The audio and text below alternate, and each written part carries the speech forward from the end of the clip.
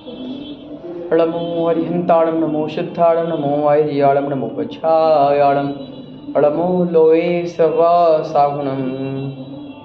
चंद्र प्रभु भगवान की जय, चंद्रमती दक्षमती माता जी की जय।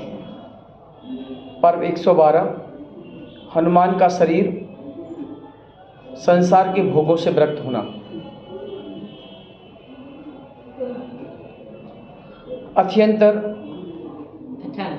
अथानंतर राम लक्ष्मण परस्पर महाप्रेम से प्रजा के पिता समान परम हितकारी उनके राज्य में सुखपूर्वक समय व्यतीत होता रहा।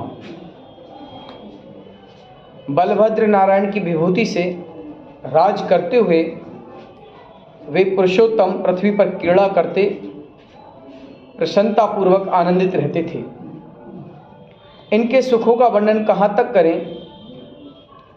बसंत ऋतु में सुगंधित वायु बहती, कोयल बोलती, वनस्पतियाँ खिलती, उस समय सभी लोग काम से उन्मत्त होकर हर्ष के भरे श्रृंगार एवं क्रीड़ा करते। तब मुनिराज भयंकर वन में आत्म ध्यान करते। उस ऋतु में राम लक्ष्मण रनिवास एवं प्रजा के लोगों सहित रमणीक मनोज्ञ वन उपवन में अनेक प्रकार की रंग क्रीड़ा, जल क्रीड़ा, वन क्रीड़ा करते हुए प्रसन्न रहते थे। गर्मी की ऋतु में नदियों में पानी सूख जाता, अग्नि समान तपन होती। उस समय महामुनि पर्वतों पर सूर्य के सन्मुख कायोत्सर्ग मुद्रा में ध्यान करते थे। उस ऋतु में राम लक्ष्मण धारा मंडप महल में एवं रमणीक वनों में अनेक जल यंत्र, चंदन, बसंत ऋतु का समय है ना, कपूर आदि शीतल सुगंधित सामग्रियों के बीच सुख से रहते थे। चमर ढूंढते, पंखों की हवा करते, स्फटिक मणि की शिला पर बैठे या चंदन से चर्चित जल से भीजे ऐसे कमलों के पुष्पों के निकट बैठे, शीतल जल में लवंग, इलायची, कपूर इत्यादि महासुगंधित द्रव्यों का जलपान करते, लताओं के मंडप के नीचे सुंदर कथा करते, वीणा, बांसुरी, सारंगी आदि की मधुर ध्वनि सुनते, सुंदर स्त्रियों सहित उष्ण ऋतु को भी शीत ऋतु समान साधना करके सुख से भोगते हुए रहते।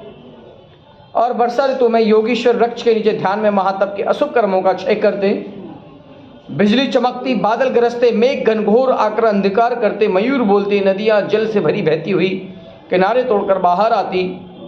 उस ऋतु में दोनों भाई सुमेरु समान ऊंची रत्नमयी मणियों से निर्मित महलों में महाश्रेष्ठ अनुपम अमूल्य रंगीले वस्त्र पहनकर, केशर, कपूर, कृष्ण, गुरु आदि से शरीर को सजाकर रानियों सहित इंद्र समान क्रीड़ा करते हुए आनंद लेते। ये राम और लक्ष्मण की बात हो रही है ना। और शरद ऋतु में मुनिराज वन, पर्वत, सरोवर, नदियों के तट पर बैठकर आत्मा का ध्यान करते, कर्मों की निर्जरा करते, उपसर्ग परिचय सहन करते हुए ध्यान में लीन रहते। उस ऋतु में राम लक्ष्मण रानी एवं परिवार सहित चांदनी समान वस्त्र आभूषण पहनकर तालाब सरोवरों के तटों पर क्रीड़ा करते। शीत ऋतु में ऋषि मुनि यति अनगार साधु धर्म ध्यान एवं शुक्ल ध्यान की आराधना करने के लिए रात्रि में नदी तालाबों के तट पर, जहाँ पर अति शीत बर्फ बरसे, वहाँ ठंडी हवा चले, वहाँ निश्चल होकर एकाग्र मन से शुक्ल ध्यान की आराधना में लीन होते। महाप्रचंड शीत से वृक्ष जल जाते, सूर्य का तेज मंद हो जाता। ऐसी ऋतु में राम लक्ष्मण राजभवनों के अंदर चौबारों में बैठ मनवांछित विलास भोग करते। रानियों सहित वीणा, मृदंग, बांसुरी आदि की ध्वनि अमृत समान सुनकर मन को प्रसन्न करते हुए वीणा की ध्वनि जिसमें महापतिव्रता पुण्य के प्रभाव से सुखपूर्वक शीतकाल पूर्ण करते थे। अद्भुत भोगों की संपदा सहित लक्ष्मी सहित वे पुरुषोत्तम प्रजा को आनंद देने वाले दोनों भाई सुख से भोगों को भोगते थे। अथांतर गौतम स्वामी कहते हैं, हे श्रेणिक, अब तुम हनुमान का वर्णन सुनो। अब सुनो। अभी तक हमने तीनों जो ऋतुएं होती हैं, सर्दी, गर्मी, बरसात, उनके जो दुख थे, उन दुखों मतलब उन कष्टों को, सुखों को भोगते थे, दुखों में सुखों को भोगते थे। हाँ, उन कष्टों में भी वो सुख का आनंद पूर्वक रहते थे। जहाँ मुनिराज उन कष्टों को सहन कर परीक्षा से जीतते थे और अपने जो कर्म लगे थे उनकी निर्जा कर कर अपनी आत्म ध्यान करते थे, वहीं ये दोनों भाई रानियों सहित आनंद पूर्वक उन ऋतुओं का सुखपूर्वक भोग करते थे। ये हमने अब तक ये पढ़ा। अब आगे हम पवन का पुत्र, अंजना का नंदन, कामदेव हनुमान, जिसको हम श्री शैल भी बोलते हैं, कर्णकुंडल नगर में पुण्य के प्रभाव से देवों समान सुख भोगते, हजारों विद्याधर आज्ञाकारी सेवा करते, अपनी रानियों सहित परिवार को साथ लेकर अपनी इच्छा प्रमाण पृथ्वी पर विहार करते, विमान में बैठकर रिद्धि वैभव सहित सुंदर वन उपवनों में देवों समान क्रीड़ा करते। जब वसंत ऋतु का समय आया, कामी जीवों को वासना का कारण प्रिया प्रीतम के प्रेम को बढ़ाने वाली सुगंधित पवन चलती, ऐसे समय में अंजना का राजकुमार अर्थात राम हनुमान जिनेन्द्र की भक्ति में लीन हर्षपूर्वक हजारों रानियों सहित सुमेरु पर्वत की वंदना करने चले गए। हजारों विद्याधर साथ में क्रीड़ा करते हुए लक्ष्मी का भोग करते निकले।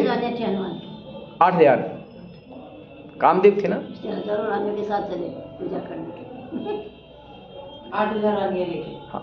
वन में शीतल मंद पवन सुमेरु पर्वत चले, जम्बूद्वीप के मध्य में पुष्प फलों सहित वृक्ष, वहाँ देवांगनाएं क्रीड़ा करती। कुलाचल पर्वतों पर सरोवर मनोहर वन, पशु पक्षियों के युगल विचरण करते। रत्न ज्योति रूप पर्वत, वहाँ नदी जल से भरी सुंदर बावड़ियाँ में रत्नों की सीढ़ियाँ, तट पर बड़े बड़े वृक्ष, सरोवर, तालाबों के तटों पर क्रीड़ा करने के लिए सुंदर महल, जिन राज प्रभु के मंदिर पापों को नाश करने वाले थे। ऐसे समय में पवन पुत्र कामदेव, राजा हनुमान परिवार सहित अकृत्रिम चैत्यालयों के दर्शन कर विमान में बैठकर रानियों को पृथ्वी की शोभा दिखाते हुए प्रसन्नता से कहते हैं, हे प्रिय, सुमेरु पर्वत पर जिन मंदिर स्वर्णमयी, जिनके शिखर महामनोहर सूर्य समान ज्योति रूप दिखते हैं, सुमेरु पर्वत के तल पर भद्रशाल वन है, सुमेरु की कटी मेखला से घिरे हुए हैं, रत्नों की शिलाएं हैं, सुमेरु के शिखर में पांडुक वन है, वहाँ जिनेश्वर देव का जन्मोत्सव मनाते हैं। इन चारों ही वनों में 4-4 चैत्यालय हैं, वहाँ निरंतर देव और देवियों का आवागमन होता है। यक्ष, किन्नर, गंधर्व के संगीत नाद होते हैं, अप्सराएं नृत्य करती हैं। अनेक मंगल द्रव्यों सहित भगवान की अकृत्रिम चैत्यालय अनादि निधन है। हे प्रिय, पांडुक वन में जिन मंदिर को देखकर मन हरा जाता है, निर्धूम अग्नि या उगते सूर्य समान स्वर्ण रूप दिखते हैं। उत्तम रत्न एवं मोतियों की माला लगी, जिस जल के बुदबुदा ही हैं। घंटा, झांस, मजीरा, मृदंग, चवरों से शोभित, चारों तरफ कोट ऊंचे दरवाजे, परम विभूति से विराजमान अनेक रंगों की ध्वजाएं फहराती हुई ऐसे अकृत्रिम चैत्यालों की शोभा का वर्णन हम कहाँ तक करें।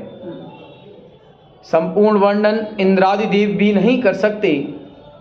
पांडुक वन के चैत्यालय जैसे सुमेरु पर्वत के मुकुट ही हैं।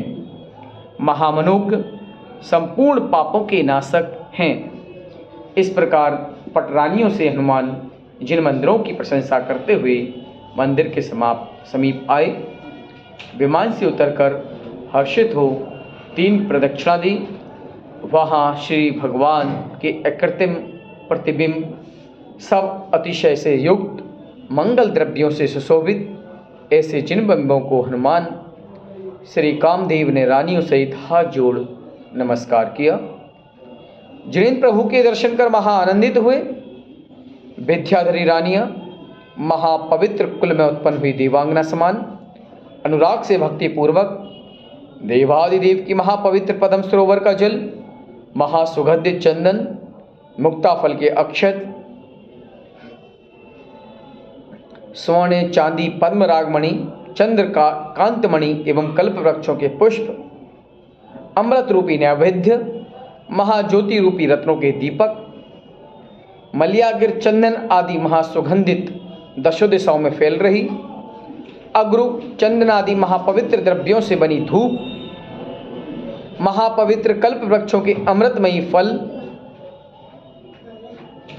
सभी अष्टद्रव्य महामनोहर लेकर रत्नों के चूर्ण से मंडल बनाकर रत्नों के चूर्ण करके मंडल बनाया। समझ गया।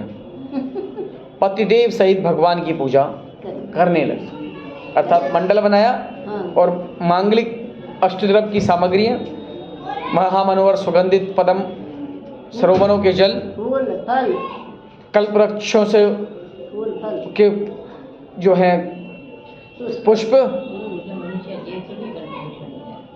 वही वहाँ के थे नंदनवन की कल्पवृक्ष समान, चंद्रकांत मणि पद्मरागमणि, सोने चांदी पद्मरागमणि चंद्रकांत मणि एवं कल्पवृक्ष के समान पुष्प, क्योंकि उस समय कल्पवृक्ष तो थे ही नहीं, लेकिन तो नहीं थे। देवों को मिलेंगे ना, विद्याधरों को नहीं मिलेंगे, विद्याधरों को नहीं, उनके समान होंगे। और इस तरह से हनुमान अपनी रानियों के साथ भगवान की पूजा करने लगे, जैसे सौधर्म इंद्र पूजा करता है। कैसे हैं हनुमान? जनेऊ एवं सभी आभूषण अमूल्य, महीन वस्त्र पहने, महापवित्र पापों से रहित। पहले बड़े लोग सभी जनेऊ पहनते थे। उनके मुकुट में बंदर का चिन्ह, गुणवान रूपवान अति सुंदर हैं। ऐसे हनुमान ने भगवान की भक्ति बाजों की ध्वनि से पापों का नाश करने वाली नृत्य गान पूर्वक पूजा की एवं स्तुति करते हुए इंद्र की अप्सराओं ने देखा। वह इनकी अति प्रशंसा करने लगी।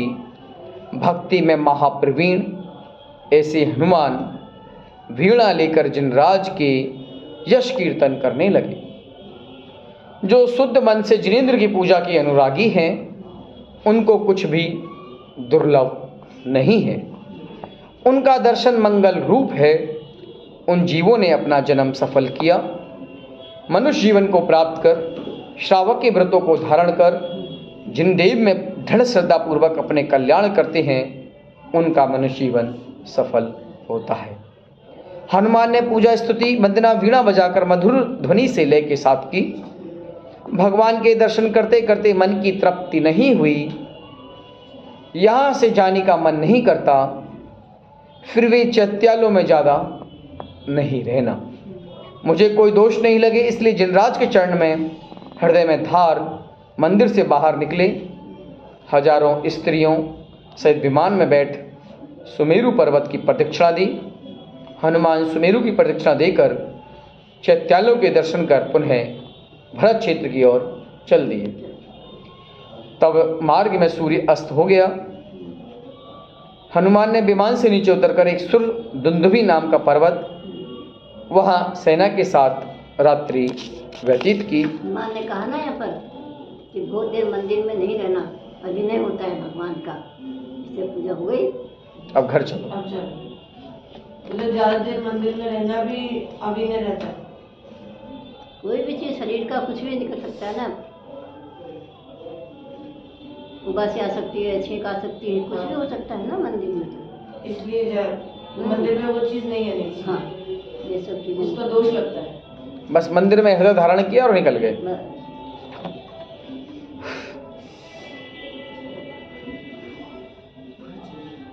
कमल आदि अनेक सुगंधित पुष्पों से स्पर्श कर पवन आई। उससे सेना के लोग सुखपूर्वक जिनेन्द्र देव की कथा करते हुए बैठे। रात्रि में थकान हो जाती है ना, पैर बसा देते हैं, हाँ। पैर से कोटते हैं, आकाश से नींद आ जाती है। सब अभिनय है भगवान। ज्योतिमान अच्छा, भगवान का भी नहीं एक तारा और दोष भी लगता है। टूटता हुआ देखा, हनुमान ने देखा। पैर आ गया। जैसे ही वह उल्कापात देखा, अच्छा, देखकर मन में चिंतन आया, हाय हाय, मैं इस असार संसार रूपी वन में, देव भी काल के बस होते हैं, ऐसा कोई जीव नहीं जो मरण को प्राप्त नहीं होता। ये भी बातें हैं तो मन की क्या बात है। बिजली की चमक और जल की लहरें जैसे नाशवान और क्षणभंगुर हैं, ऐसे ही यह शरीर और भोग सब नाशवान हैं। इस संसार में इस जीव ने अनेक दुख जन्मों से अनंत भवों तक दुख ही दुख भोगे हैं। ये प्राणी विषयों के सुख को ही सुख मानते हैं। वह सुख नहीं, दुख ही है। पराधीन इंद्रियों के विषय क्षणभंगुर हैं। मोह की महिमा अनंत काल तक जीव को संसार में भ्रमण कराती है। अनंत अवसर्पणी, अनंत उपसर्पणी काल तक भ्रमण कर मनुष्य भव कभी कोई प्राप्त करते हैं, फिर वे धर्म के साधन नहीं करते हैं और विनाशिक सुखों में आसक्त होकर महासंकटों को प्राप्त करते हैं। यह जीव राग द्वेष के वश होकर वीतराग भावों को नहीं जानता। यह इंद्रिय रूपी चंचल घोड़ा को मार्ग में ले जाकर इस जीव को नरक और निगोद में पटक देता है। जैसे मृग, मीन, पक्षी लोभ के वश में जाल में फंस जाते हैं, ऐसे ही ये कामी, क्रोधी, लोभी जीव जिन मार्ग को प्राप्त किए बिना अज्ञान के बस विषय रूपी जाल में फंसते हैं। आसी विष सर्प समान है मन और इंद्रियां, इनके विषयों में रमते हैं। वे मूर्ख दुख रूपी अग्नि में जलते हैं। जैसे कोई एक दिन राजकार बहुत दुख होते हैं, ऐसे मूर्ख जीव कुछ दिन विषयों में सुख को भोगकर फिर अनंत काल तक नरक और निगोद जीव में पर्याय में दुख भोगते हैं। जो विषय सुख के भोगिलासी हैं, वे दुखों के अधिकारी हैं। हाँ बोलिए। नरक निगोद के मूल यह विषय उनको हाँ बोलिए। ज्ञानी जीव नहीं जानते।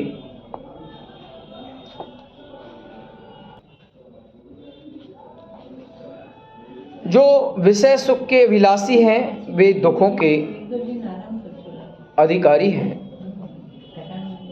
नरक निगोद के मूल यह विषय उनको ज्ञानी जीव नहीं चाहते हैं।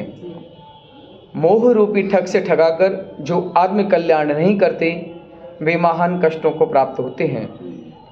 जिसने पूर्व भव में धर्म किया तो मनुष्य भव पाया। धर्म का आदर नहीं करते, वह जैसे धन ठगाकर दुखी होते हैं, वैसे दुखी होंगे। और देवों के भोगों को भोगकर यह जीव देव से मरकर एकेंद्रिय होता है। इस जीव का पाप ही शत्रु है और पुण्य ही मित्र है, और कोई शत्रु मित्र नहीं। यह भोग ही पाप के मूल है। इनसे तृप्ति नहीं होगी, इनका अवश्य ही वियोग होगा। भोग शाश्वत नहीं रहते, इसलिए मैं इस राज्य की और रानियों को, परिवार को, प्रियजन को, प्रजा, उन सब को छोड़कर तप करूँगा। अगर तप नहीं करूँ तो मैं अपने आप को अतृप्त महसूस करूँगा। शुभोम चक्रवर्ती की तरह मरकर दुर्गति में जाऊँगा, और यह मेरी रानियाँ सुंदर, सभी मनोरथों को पूर्ण करने वाली, पतिव्रता गुणों सहित हैं। उनको अब मैं अब तक अज्ञानता से छोड़ नहीं सका। वह मेरी अपनी भूल कहाँ तक लहा न दूँ अथवा किसको दूँ। देखो, मैं सागरों पर्यंत स्वर्ग में अनेक दिव्यांगनाओं सहित सुख भोगे, देव से मनुष्य होकर इस क्षेत्र में सुंदर रानियों सहित भोग किया, परंतु तृप्त नहीं हुआ, जैसे ईंधन से अग्नि तृप्त नहीं होती, नदियों से समुद्र तृप्त नहीं होता, ऐसे यह प्राणी विषय भोगों से तृप्त नहीं होता। मैंने जन्म जन्म में महा दुख भोगे। रे मन, अब तो तू शांत हो जा, क्यों व्याकुल हो रहा है? क्या तूने भयंकर नरकों के दुख नहीं भोगे, नहीं सुने? वहाँ रौद्र ध्यानी हिंसक जीव जन्म लेते हैं। उन नरकों में महातीव्र वेदना, असीपत्र वन, वैतरणी नदी, दुखदायी पृथ्वी। हे मन, तू नरक के दुखों से नहीं डरता? राग, द्वेष, कर्म कलंक को तप से नहीं नाश करता? मेरे इतने दिन से ऐसे ही वृथा चले गए। विषय रूपी कुएं में गिरा, अपने आत्मा को भव पिंजरा से निकाल नहीं सका। अनादिकाल से संसार में दुखी होकर जन्म मरण किया। अब अनादि से लगे कर्मों को आत्मा से छुड़ाऊं? हनुमान जी ने ऐसा निश्चय कर संसार शरीर के भोगों से उदास हुए। जिन शासन के रहस्य को यथार्थ जाना, जैसे सूर्य मेघ पटल से रहित तेज रूप दिखता, ऐसे मोह पटल से रहित श्री हनुमान दिखाई दिए। जिस मार्ग से जिनेंद्र भगवान सिद्धपद को पधारे, उसी मार्ग से कामदेव हनुमान राम के भक्त अंजना के पुत्र पवन के सुत चलने को तैयार हुए। इस प्रकार हमने रविसेन आचार्य द्वारा विचरित महापद्म पुराण, जिसमें हनुमान का वैराग और उनका चिंतन और तीनों ऋतुओं के सुख में ढूंढने वाली स्थितियाँ और उन्हीं में कष्ट होने वाले मुनि राजों के द्वारा कर्मों की निर्जरा का पढ़ा। इस प्रकार पर्व 112 पूर्ण हुआ। अब हम पर्व 113, समय है पढ़ लेते हैं, एक पेज का हो जाएगा। शुरू करें। हनुमान का दीक्षा लेना, उग्र तप करना और मोक्ष को प्राप्त करना। इस तरह से रात्रि पूर्ण हो गई। प्रातःकाल सूर्य उदय हुआ। जैसे साधु मोक्ष मार्ग प्रकाशित करते हैं, उसी प्रकार हनुमान जगत को, इस संसार को असार जाना, भोगों से विरक्त हुए, वैराग्य सहित मंत्रियों से कहने लगे, जैसे भरत चक्रवर्ती ने पहले तप करने के लिए वन में गए, ऐसे हम जाएंगे। तब मंत्री प्रेम से महादुखी होकर नाथ से विनती करने लगे, हे देव, हमको अनाथ नहीं करो, प्रसन्न हो, हम आपके भक्त हैं, हमारा प्रतिपालन करो। तब हनुमान जी ने कहा, अगर आप निश्चय से मेरे आज्ञाकारी हो, फिर भी अहित के कारण हो, हित के कारण नहीं। जो संसार समुद्र से निकलना चाहे, उन्हें पुनः समुद्र में गिराएं तो मित्र कैसा? वह तो निश्चय से शत्रु ही है। जब इस जीव ने नरक में महादुख भोगे, तब माता, पिता, भाई, बहन, मित्र, स्त्री, कोई भी रक्षा करने वाला नहीं हुआ। यह दुर्लभ मनुष्य पर्याय और जिन शासन का ज्ञान प्राप्त कर बुद्धिमानी जीवों को प्रमाद करना उचित नहीं। जैसे राज्य के भोगों से मेरे अप्रति हुई, ऐसे तुम्हारे से हुई कर्म रूपी ठाट भोग सुख नाशवान है। निसंदेह हमारा तुम्हारा वियोग जरूर होगा। जहाँ संयोग है वहाँ वियोग अवश्य ही है। सुर, नर, इंद्र आदि सब संसारी जीव अपने कर्मों के अधीन हैं। आयु पूर्ण होकर ही मरण हो, ऐसा मनुष्य पर्याय में कोई निश्चित नहीं, न जाने कब मरण हो जाए। मैंने सागरों पर्यंत अनेक भवों तक देवों में सुखों को भोगा, फिर भी तृप्त नहीं हुआ। जैसे ईंधन से अग्नि तृप्त नहीं होती। गति, जाति, शरीर इनका नाम कर्म है। जिसने यह जीव गतियों में भ्रमण करता है, यह मोह बलवान है।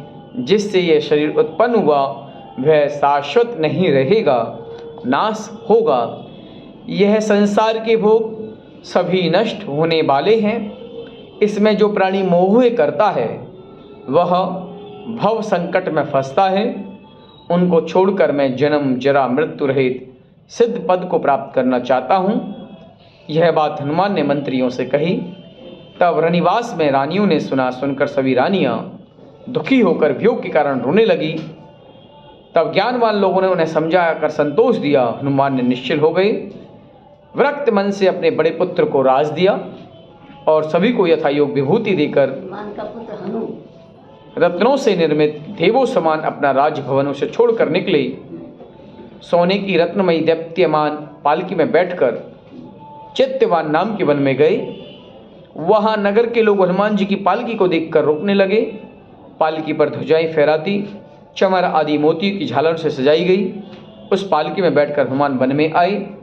वहां धर्मरत्न नाम के योगीराज धर्म रूपी रत्नों की राशि के स्वामी, उनके दर्शन मात्र से पाप नष्ट होते हैं, ऐसे संत चारण रिद्धि अनेक रिद्धियों सहित विराजमान थे।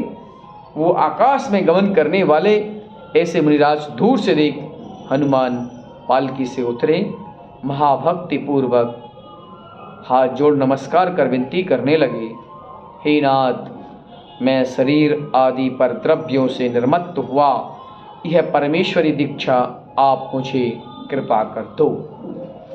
तब मुनिराज कहने लगे, हे भव्य, आपने अच्छा विचार किया। जो उत्तम पुरुष हैं उनको जिन्हें दीक्षा लेनी चाहिए। यह जगत, यह संसार असार है, शरीर नाशवान है, भोग रोगों का घर है। शीघ्र ही आत्मा की कल्याण करो। अब अविनश्वर पद प्राप्त करने की परम कल्याणकारी बुद्धि आपकी उत्पन्न हुई है। यह ज्ञान विवेकी जीवों को ही होता है। ऐसी आज्ञा मुनिराज की प्राप्त कर पद्मासन से बैठ नमस्कार कर मुकुट कुंडल हार आदि सभी आभूषण निकाल डाल दिए।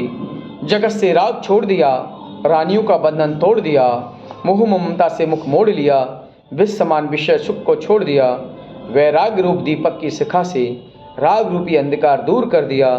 संसार को नाशवान जानकर अपने कोमल हाथों से सिर के बालों का कैंसरोच करने लगे। सभी परिग्रह से रहित होकर मोक्ष लक्ष्मी के लिए मुनि व्रत महाव्रतों को धारण कर असंयम को दूर किया। कामदेव हनुमान के साथ 750 बड़े बड़े राजा विद्याधर विद्युत गति सहित हनुमान के परम मित्र अपने पुत्रों को राज देकर 28 मूल गुणों को धारण कर परम वितरागी महामुनिराज दीक्षा लेकर योगेंद्र पद को प्राप्त हुए। हनुमान की रानी एवं सभी रानियां पहले तो वियोग रूपी अग्नि से दुखी हुई रोने लगी, फिर उन्होंने भी वैराग को प्राप्त किया। बंधुमती आरिका के पास जाकर भक्ति सहित नमस्कार कर आरिका व्रत को धारण किया। वे महाबुद्धिमान शीलवान गुणवान संसार भ्रमण के भय से आभूषण आदि परिग्रह को त्याग कर स्त्री पर्याय का उत्तम पद प्राप्त कर एक सफेद साड़ी को धारण किया। शील ही है आभूषण उनका। राज विभूति का त्याग कर मोक्ष मार्ग में चली गई।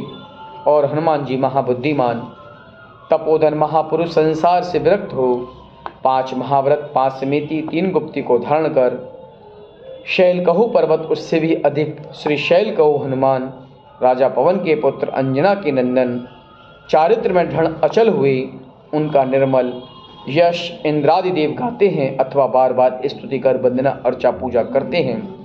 ऐसे सर्वज्ञ वीतरागी देव का कहा हुआ धर्म आपने धारण किया, आप भव से पार होंगे। वे हनुमान महामुनि सूर्य समान तेजस्वी, जिन देव का धर्म धारण कर ध्यान रूपी अग्नि से अष्टक्रम की संपूर्ण प्रकृति रूप ईंधन उनको नाश कर मांगी तुंगी क्षेत्र पर तुंगगिरी के पर्वत से सिद्ध पद को प्राप्त किया।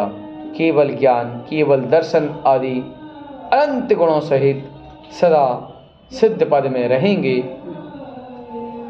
यह हनुमान जी हमारे कर्मों का भी नाश करने के कारण होंगे। इस प्रकार हमें हनुमान जी का निर्मल पद को के बारे में हमने जाना। जावाणी के ज्ञान से सूझे लोकालोक सोवाणी मस्तक नमो सदा दे तो हूँ हे जनवाणी भारती तो ही जपो दिन रे ज्योति रोशना गई सो पावे सुख छे